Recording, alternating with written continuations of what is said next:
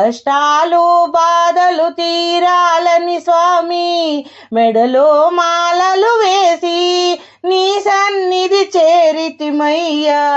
41 దినముల దీక్షను పూని నీ సన్నిధి చేరితిమయ్యా.